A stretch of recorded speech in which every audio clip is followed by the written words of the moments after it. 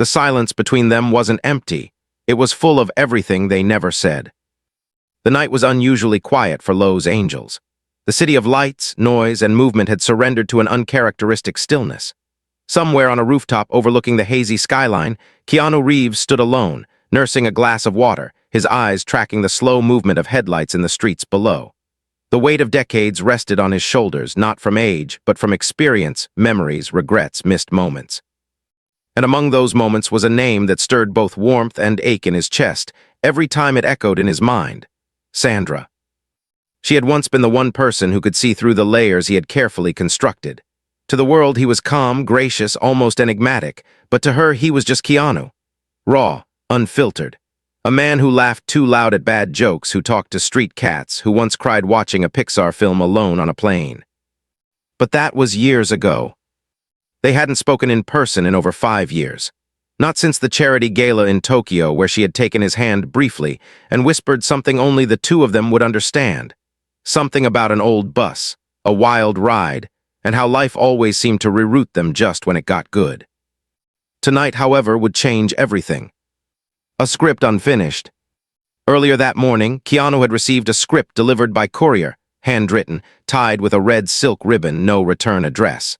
The first page read only, "To the man who always listens but rarely speaks his heart, let's write our ending together." There was only one person who could have sent that, and the handwriting unmistakably hers.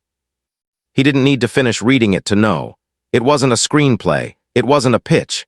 It was a confession, a memory, a dare to revisit the past they never gave a proper future. At that same moment, thousands of miles away in Austin, Sandra Bullock sat on her back porch, feet bare, wearing an oversized flannel shirt and clutching her phone like it was the only thing tethering her to reality. She had sent the package days ago. Every morning since, she'd checked her inbox, her calls, and even her dreams for any sign he had received it. And now she waited. The history they buried. Their story wasn't a fairy tale. It wasn't scripted in the stars or written with golden ink. It was messy, real, human. They had met at a time when both of them were climbing mountains of expectations, trying not to get crushed under the pressure of being perfect in a world that demanded perfection. The movie they did together, that was supposed to be just another project. But somewhere between long days on set, night shoots filled with laughter, and shared meals between takes, they found something that rarely exists in Hollywood: truth. He admired her strength, the way she laughed without restraint, how she looked people in the eye when she spoke. She admired his kindness, how he remembered every crew member's name, how he once gave his leather jacket to a shivering extra without ever mentioning it again. But life, as it often does, got in the way. They were pulled in different directions: careers, relationships, cities. They stayed friends. They said they would always be just friends. But everyone who ever saw them together knew better. There was a gravity between them, something magnetic and sacred that neither time nor distance could erase. A reunion scripted by the heart. A week after the mysterious letter, Keanu stepped into the sunlit lobby of a quiet cafe in Santa Fe. It was closed for the public, rented out for a private meeting, the kind of vague appointment only someone like Sandra could orchestrate. The air inside was thick with unsaid words. The windows framed the desert beyond, stretching endlessly, a perfect metaphor for everything between them. She was already there, seated at the corner table, hands wrapped around a warm mug of tea she hadn't sipped. Her hair was pulled back, no makeup, eyes fixed on the entrance, as if she knew exactly the moment he'd walk in. He didn't speak. She didn't move. But something changed the moment their eyes met. Time folded in on itself. The years between them melted like snow on warm skin. And suddenly, they were 20-something again, sitting across each other on a film set, stealing glances during rehearsals, pretending not to notice the way their hands brushed when reaching for the same coffee cup. Keanu finally broke the silence. "You still write in cursive." Sandra smiled, soft and knowing. "You still read between the lines." The confession they never gave each other. "I never wanted to lose you," she said, her voice barely above a whisper. "You never did," he replied. She blinked back the tears. "Then why does it feel like we've been miles apart for decades?" He sighed, ran a hand through his still dark hair. "Because I was afraid." "Afraid of what?" "That if I told you how I felt, you'd leave." She tilted her head, hurt flashing across her face. Keanu, I was always waiting for you to say something. He looked down, and I was always waiting for the right moment. She reached out, her fingers gently brushing the back of his hand. The right moment doesn't wait for us, she whispered. We either take the leap or live with the silence. The moment that changed everything. The rest of the evening was spent talking. Not like celebrities, not even like friends, but like soulmates unearthing all the letters they wrote but never sent. They laughed at the wrong turns, cried over missed chances, and smiled at the thought that maybe, just maybe, they were right on time. And then, just as the sun disappeared behind the horizon, painting the cafe in soft orange light, Keanu stood up, walked around the table, and knelt beside her. Her heart pounded. He didn't pull out a ring. There were no cameras. No crowd. Just two hearts in sync. I never said it before, he began, voice trembling slightly. But I've loved you since the day we met, and if you still believe in second chances, then I want to spend the rest of my life making up for every moment I stayed silent. Sandra froze. The world stopped. And in the stillness, she realized she had always known he loved her. She had just been waiting for him to say it out loud. Her lips quivered, eyes glassy, and all she could whisper was, "Why now?" Keanu's response was simple. Because I finally believe I deserve you. The things we hide in silence echo louder than words ever could. The moment Keanu whispered those words, because I finally believe I deserve you, the air in the quiet cafe thickened, charged with a silence more powerful than 1,000 spoken confessions. Sandra didn't move. She didn't blink. Her fingers trembled against the ceramic rim of her untouched mug, and her breath hitched in her throat as if her body was still catching up with her heart. For years, she had imagined this moment in dreams, in journals, in hushed prayers whispered to the moon during sleepless nights. But the reality of it, the rawness of him kneeling before her, unguarded, vulnerable, shattered every wall she had carefully built to protect herself from hope. Keanu remained on one knee, not for theatrics or performance, but because it felt right to lower himself not out of submission, but out of reverence for the woman who had always held a mirror to his soul. He wasn't asking for forgiveness or promises. He was finally surrendering the version of himself that had been too afraid to speak, too guarded to risk, too scarred to love. And in that surrender, there was something breathtakingly noble, the kind of courage that only comes from finally choosing truth over comfort. Sandra finally exhaled. The sound was shaky, like the wind slipping through a cracked window on a stormy night. Her eyes met his, and for a few moments they didn't speak, but everything was said, every missed opportunity, every message that was typed but never sent. Every moment on set when they'd looked at each other too long, laughed a little too easily, or stood a little too close, it all came flooding back. This wasn't a beginning. It was a continuation of a story that had been paused, not ended. I don't know what to say, she finally admitted, her voice hoarse. I've loved you too for longer than I should have without saying it. Keanu slowly rose from the floor and sat beside her instead, not across from her, but right next to her, shoulder to shoulder. It was a quiet shift, a symbolic move. No more distance. No more acting like they were just friends. No more pretending. He looked at her, eyes soft with something ancient and tender. Then maybe we stop talking, he said gently, and start living. Their first walk together in years. That evening under a golden New Mexico sky, they left the cafe hand in hand. No disguises, no entourage. Just two people walking through a quiet street, steps in rhythm, hearts slowly shedding years of guardedness. They didn't need to talk about movies or fame or the surreal worlds they had lived in for so long. They talked about normal things, the last book they read, the smell of autumn leaves in upstate New York, how Sandra had recently taken up gardening, and how Keanu had rescued another stray dog he named Chester. At one point, Sandra stopped in front of a small antique shop window. Inside was a vintage typewriter, dusty but charming, perched on a wooden desk, as if it had been waiting for someone to write the story it was born for. I used to write on one of those, she said, the reflection of the past flickering in her voice. Then maybe you should start again, Keanu replied. She turned to him, eyebrow raised playfully. And what would I write about? He smiled, and for the first time that day, it wasn't a guarded smile. It was wide, open, warm. Us. The doubt that lingers even in love. But even after their emotional reunion, the journey wasn't without its shadows. That night, after they returned to her guest house, a cozy adobe-style structure filled with books, candles, and gentle lighting, Sandra found herself alone in the kitchen while Keanu stepped outside to take a call. As she stood at the sink rinsing 2 wine glasses, a surge of fear gripped her chest. What if this wasn't real? What if tomorrow he regretted everything he said? She had built her life around being self-sufficient. She had learned to raise children, navigate heartbreak, overcome loss, all without anyone to lean on fully. She wasn't afraid of being alone, but she was terrified of being loved and left. Keanu returned moments later, eyes scanning her face immediately.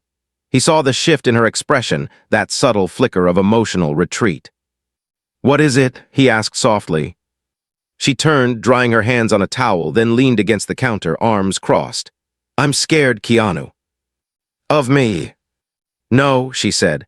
"Of believing in this and then waking up one day to find it was just a beautiful moment, not a promise." He walked toward her slowly, then placed both his hands gently on either side of her face, thumbs brushing away the tear she didn't know had escaped. "Sandra, I didn't come back to your life to give you a moment. I came to ask for the rest of them." And in that second, something inside her softened. The years of loneliness, of playing strong for the world, began to melt. She let her guard fall just enough to feel again. A day that felt like forever. The next morning, they woke up early, not from obligation, but from excitement. They cooked breakfast together, clumsily navigating the kitchen like newlyweds learning how to share space. He burned the toast. She dropped an egg, but they laughed, a kind of laughter that hadn't graced their lives in years. After breakfast, they drove to a nearby lake where the wind played with Sandra's hair and Keanu skipped stones across the water like he had when he was a child. They sat on the grass, barefoot, trading childhood stories. She told him about the time she got lost in a department store and ended up helping another kid find his mom. He told her about the treehouse he built with his dad that collapsed the day after it was finished. They weren't actors today. They weren't stars. They were just Keanu and Sandra, 2 people who had lived entire lives in parallel, finally giving themselves permission to walk the same path. A phone call that threatened everything. But just as they were beginning to settle into this new reality, a call came through. It was Keanu's agent. A major film offer, the kind that couldn't be ignored. It would shoot overseas, 6 months, press tour, contracts, obligations. He looked at the screen, then at Sandra, then let it ring out. "You should take it," she said. He shook his head. "I don't want to leave you." She stepped closer. "Keanu, this isn't about sacrifice. We're not kids. We've built our lives and we know how rare this is. But we also know who we are. If you need to go, go. Just don't forget your way back." His eyes searched hers. "And if I asked you to come with me?" She paused. "I'd say yes." Choosing the same direction. That night they sat on the porch watching the stars. No headlines, no public statements, no declarations to the world, just a quiet promise between 2 hearts ready to beat in rhythm again. Keanu turned to her, hand reaching for hers. "You once told me you weren't the kind of woman a man settles down with, that you were too wild, too complicated, too much." He paused, eyes brimming with sincerity. "But I've spent half my life hoping you'd let me prove you wrong." Sandra leaned her head on his shoulder. "And I spent half of mine hoping you'd try." They sat like that for a long time, not planning, not plotting, not rushing, just being. The silence between them no longer empty, but full of everything they had finally dared to say. Tomorrow, the world would find out. But tonight belonged to them. The whole world watched, but only they knew the truth behind their eyes. The news didn't break, it exploded. 3 days after their private reunion, a single blurry photo surfaced online.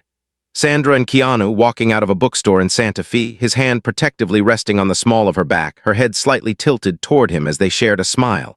It wasn't staged. It wasn't lit for perfection. It wasn't for the cameras. But the world, starved for real emotion and addicted to nostalgia, devoured it like wildfire. Within hours, it was trending on every platform. Reeves and Bullock together again. Is love finally real? Decades later, was it always meant to be? Suddenly, what had been sacred, quiet, and gentle turned into spectacle. Cameras arrived in droves. Fans camped outside her gated home.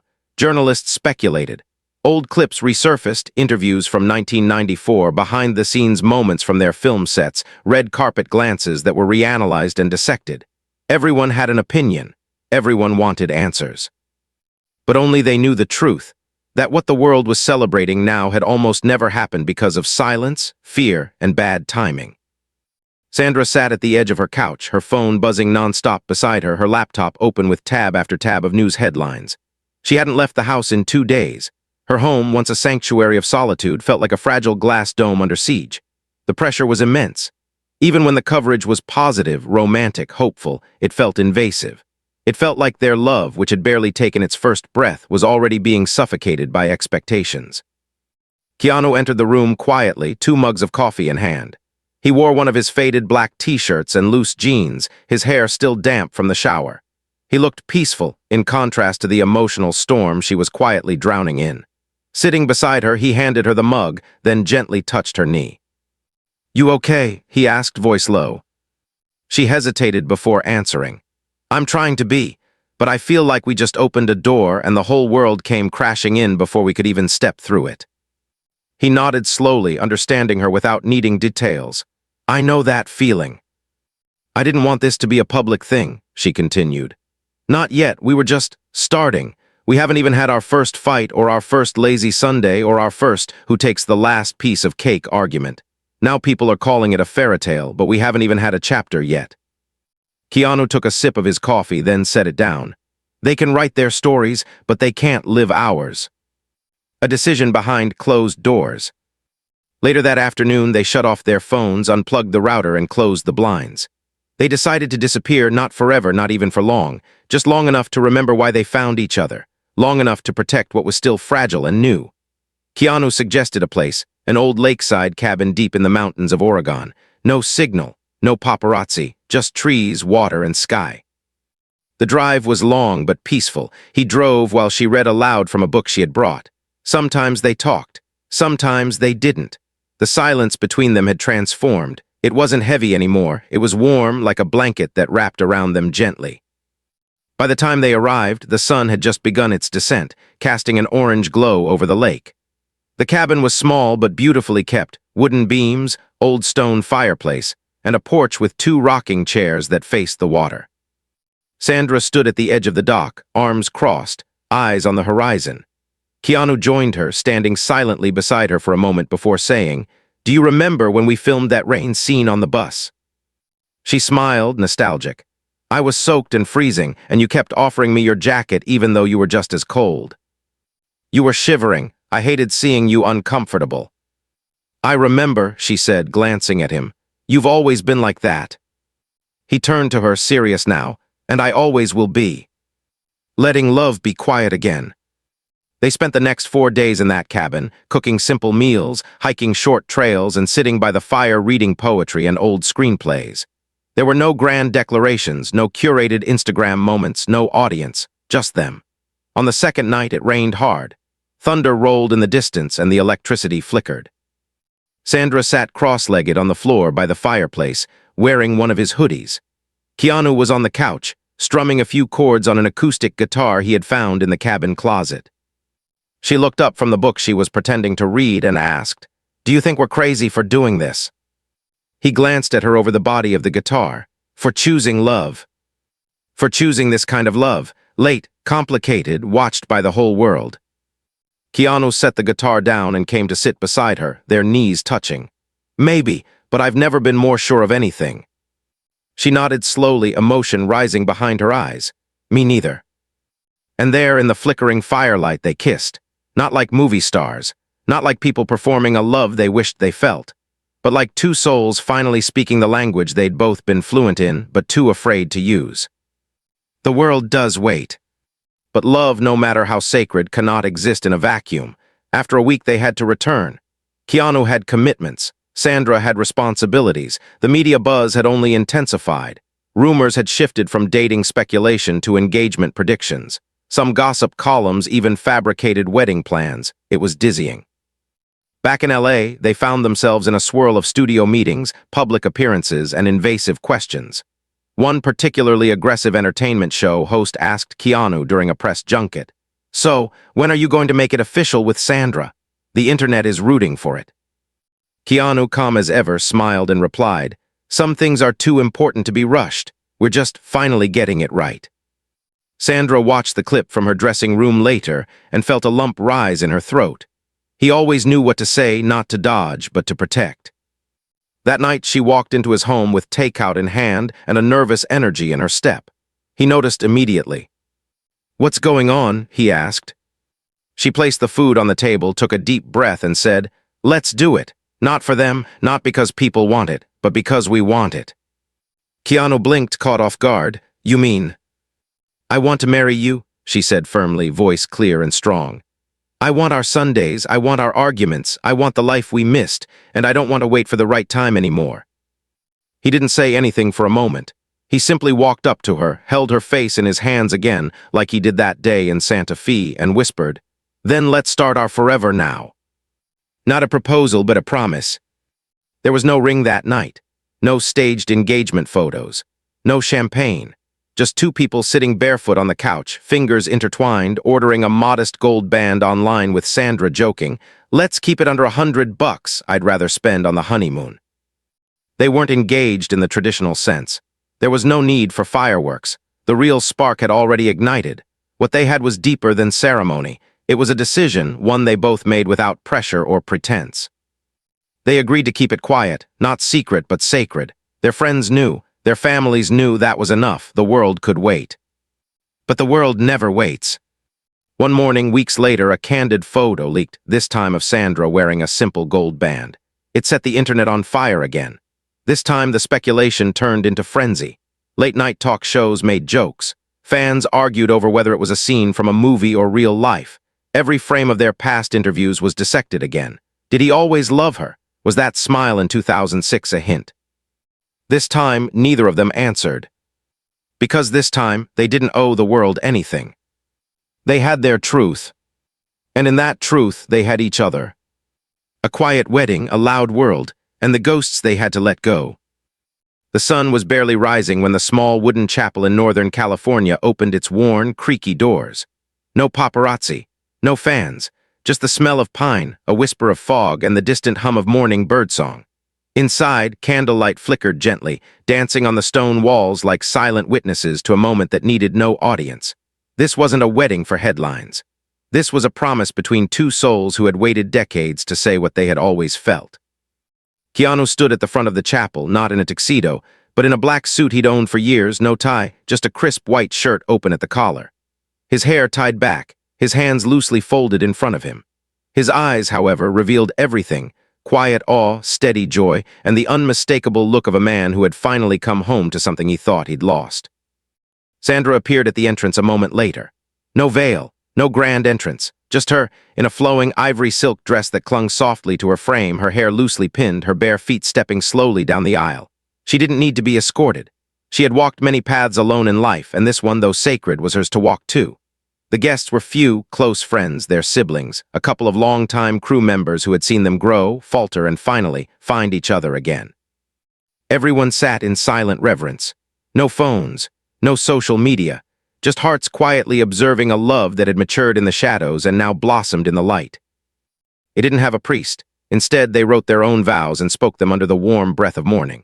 Sandra went first. She held his hand, looked him in the eyes, and said, "I spent most of my life thinking love had to be loud, that it had to sweep you off your feet or roar like thunder to be real.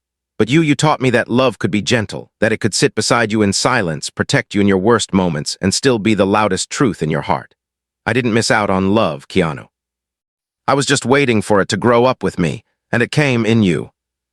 Keanu didn't cry easily, but a single tear escaped, running down the side of his cheek. When it was his turn, he didn't speak immediately. He closed his eyes, breathed in, and then said, "You saved me from loneliness I never admitted to. In a world where everyone wants to be seen, you looked straight into the parts I tried to hide.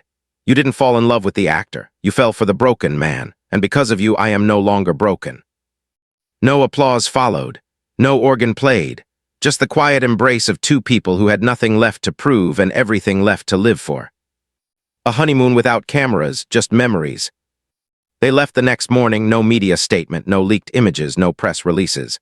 Their destination, an island Keanu had visited once while filming in his 30s. It had no resorts, just a single local guest house run by an old couple who didn't own a television. There, between coconut trees and ocean waves, they remembered how to be human again. Sandra laughed in the ocean, letting the salt water free her from years of performance. Keanu wrote in a notebook every morning, not a script or lines, but small reflections. She sings when she doesn't know I'm listening. She dances when she washes the dishes. She looks at me like I'm enough even when I don't feel like it. One afternoon, as they sat watching the sunset over the horizon, Sandra turned to him and asked, "Do you think we waited too long?" He considered the question for a long moment, then replied, "I think we waited exactly long enough to never take each other for granted." She smiled and leaned into him. "Promise me we keep it like this, real, quiet, sacred." He nodded, always. The past comes knocking, but the world never forgets. 2 weeks later, upon returning to Los Angeles, Keanu received a letter in the mail. No return address, just his name. Inside was a photo, grainy, black and white, clearly from the 1990s. Him, a woman, a child, and a date, 1993. He froze. For years, he had carried guilt over his past. The tragic loss of Jennifer Syme, his former partner, and the stillbirth of their daughter, Ava. It had been a wound he never spoke of publicly, too raw, too painful. And here it was, suddenly unearthed again. Sandra found him sitting on the floor of his study that night, the photo in one hand, his other clenched tightly against his leg. She sat beside him without speaking. She waited. Finally, he broke.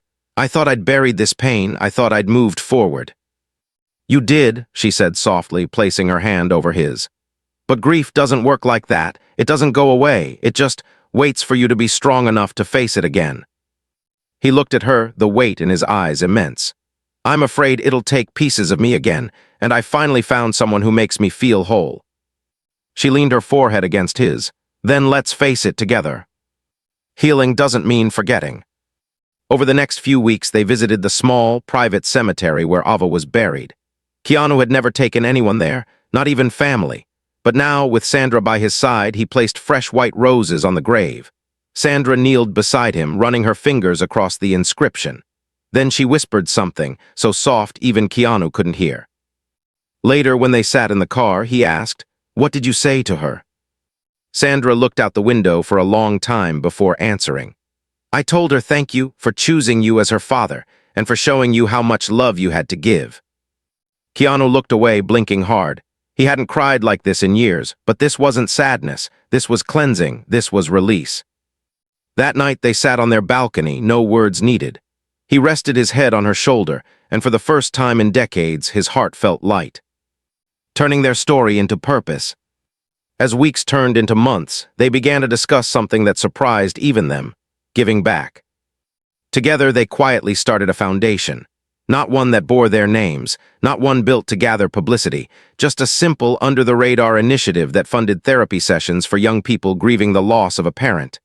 The name of the foundation? Project Ava, a tribute, a circle closed.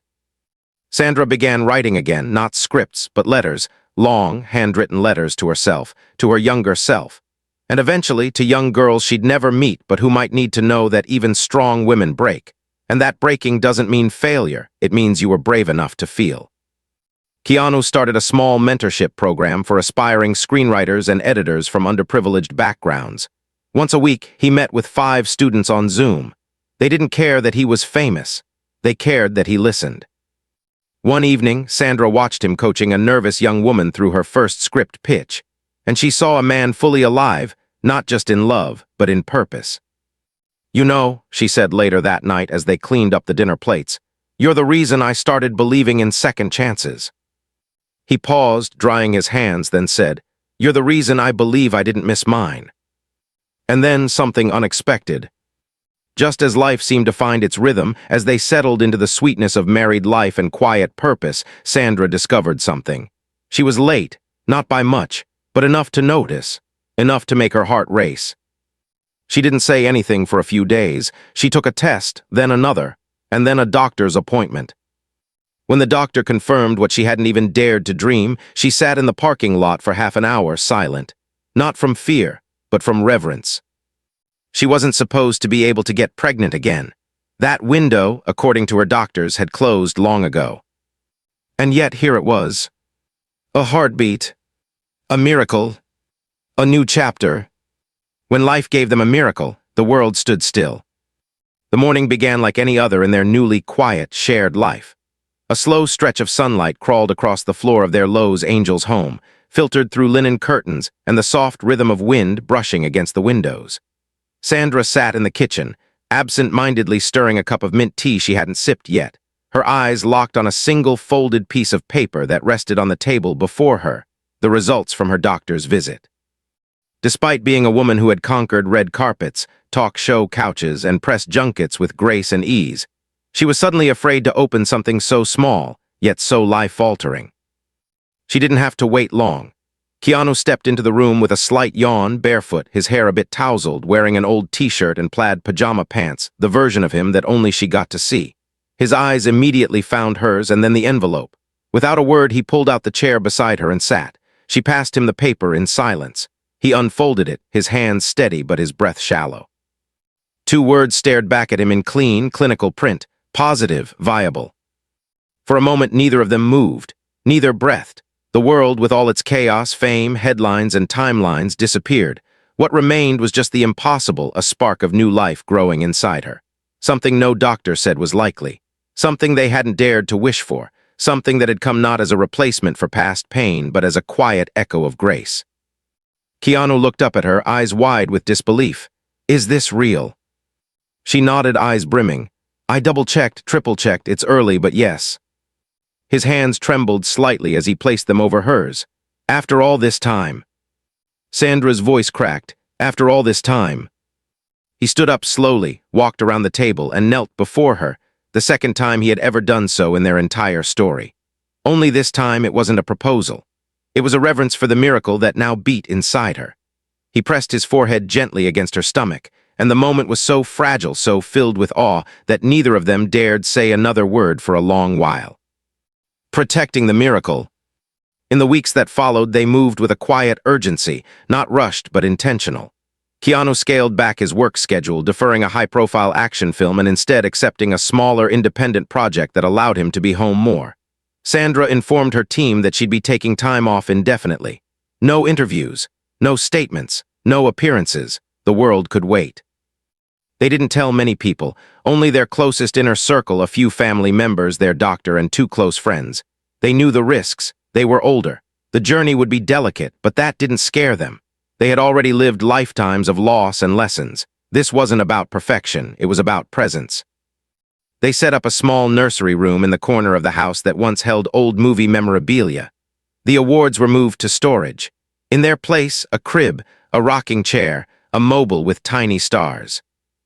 One night, Sandra caught Keanu standing in the room alone, gently swaying back and forth, humming a lullaby she didn't recognize. She leaned on the doorway, watching until he noticed her. "You okay?" she asked softly. He nodded. "Yeah, I keep thinking how different this time feels." She stepped in, wrapping her arms around his waist from behind. "Because we're not alone anymore." He held her hands against his chest. "And because this time we're ready." The storm before the calm. Just when everything seemed balanced, peaceful, aligned, a leak changed everything.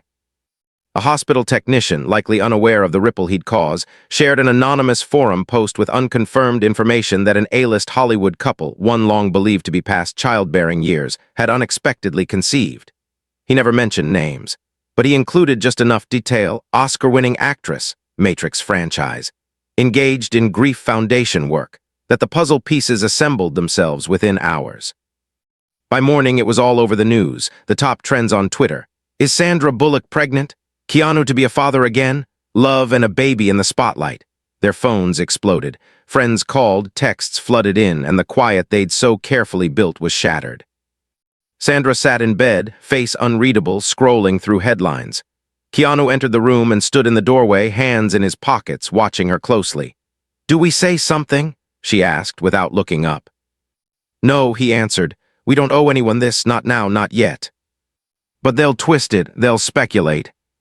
He walked over, gently pulling the phone from her hands and placing it on the nightstand. "Let them talk. What matters is what we protect." Her eyes filled with tears, not from fear, but gratitude. "You always know what to say." He sat beside her, pulling her close. "Not always, but with you I always know what matters." An unexpected message from the past. Amidst the storm of media buzz, Keanu received a letter at his foundation's P.O. box. It was handwritten, aged, and unsigned. The contents, however, shook him. I knew Ava for a short time. She was light. She was laughter. I never told you, but I was there the night she was born. I was a nurse, silent in the background. You never saw me. But I watched you weep not just for what was lost, but for what you had hoped to become. You were always meant to be a father, Keanu. Life took that from you too soon, but now life is offering it back. He read the letter 3 times, then folded it and placed it on the desk, overcome with a stillness that felt almost sacred. When Sandra entered the room later, he handed it to her. She read it, her hand covering her mouth by the time she reached the final line. She looked up, her voice barely a whisper. That's a blessing. It's Ava's echo, he said. She's still here. They framed the letter and hung it above the nursery door. A public statement, but on their terms.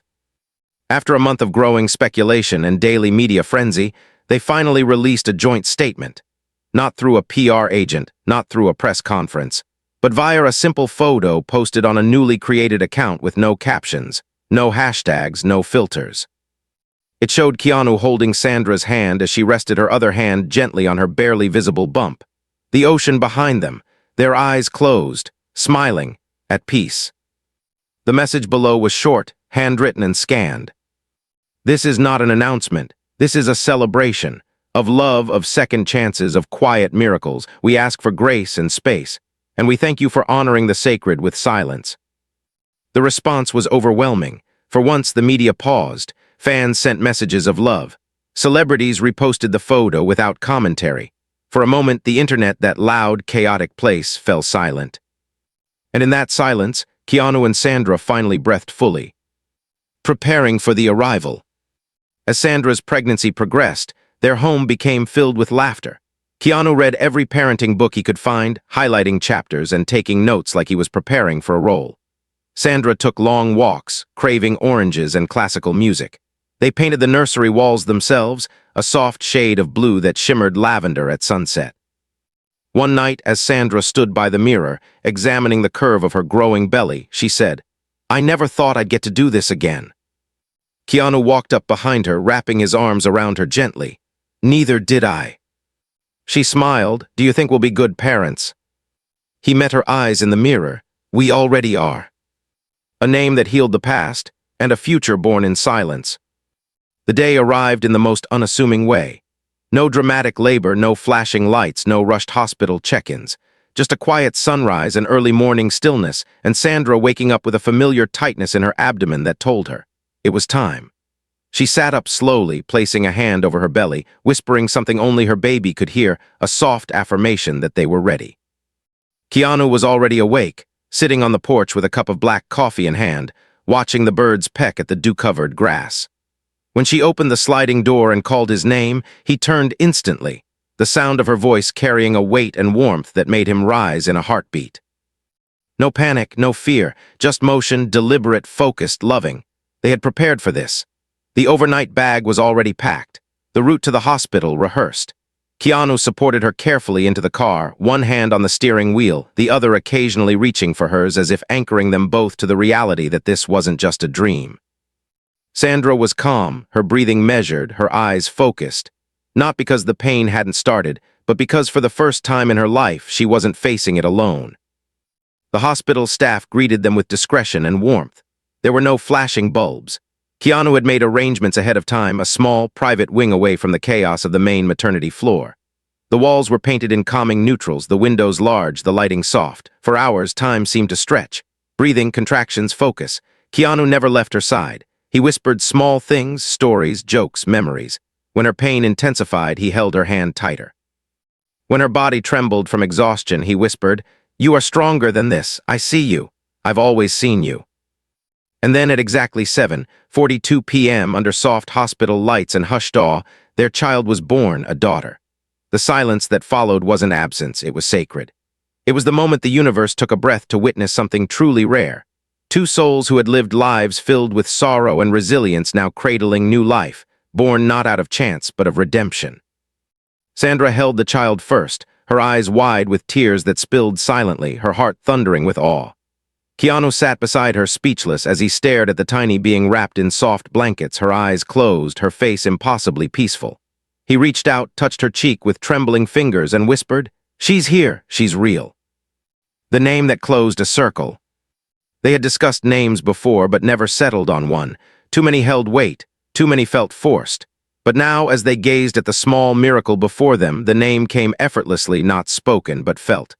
Keanu turned to Sandra, eyes shining. "Ava Grace," he said. Sandra exhaled, nodding without hesitation, tears flowing again. "Yes, Ava Grace." It wasn't about replacement. It wasn't about erasing the memory of the daughter Keanu had once lost. It was about honoring her, weaving the sorrow of the past with the hope of the present.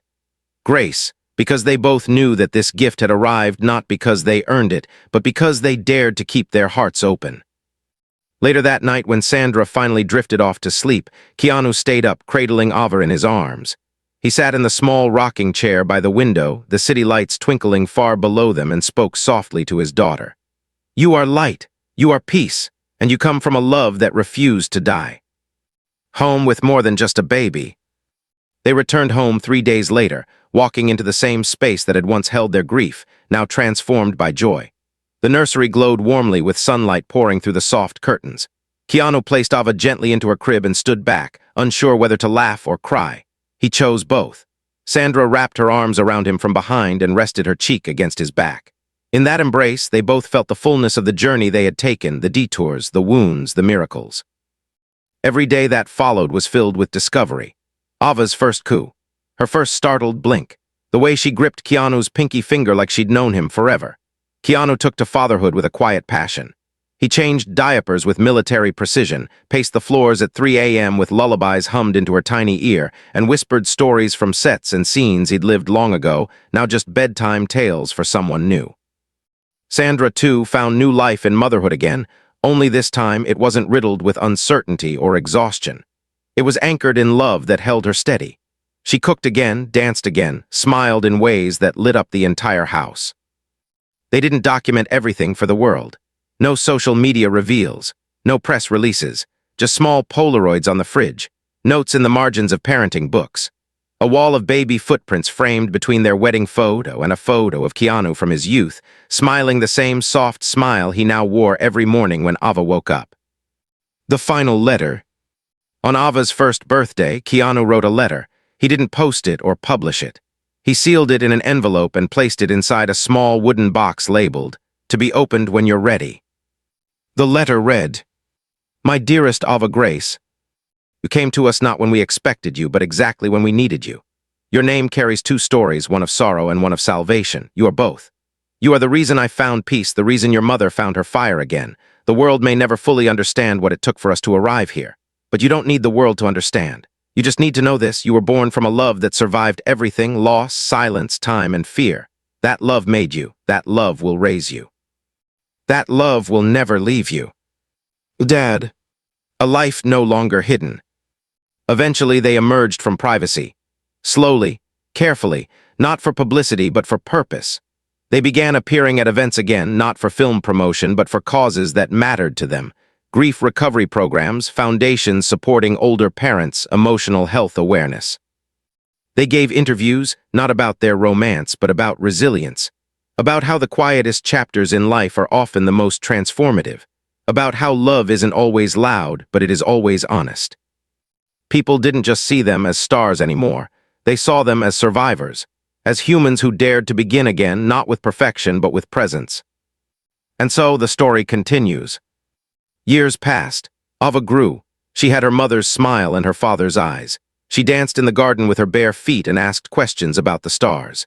Every night, Keanu told her a story, not about Neo or action stunts, but about a woman who changed everything with a handwritten letter and a man who waited too long but never gave up. Sandra watched from the doorway, always smiling. Sometimes tears in her eyes, not from sadness, but from the miracle of living a life that once seemed impossible. One day, during a quiet afternoon walk, Ava asked, "Why did you name me Ava Grace?" Sandra knelt beside her and said, "Because Ava reminds us of the love we never stopped carrying, and Grace reminds us of the gift we never thought we'd receive."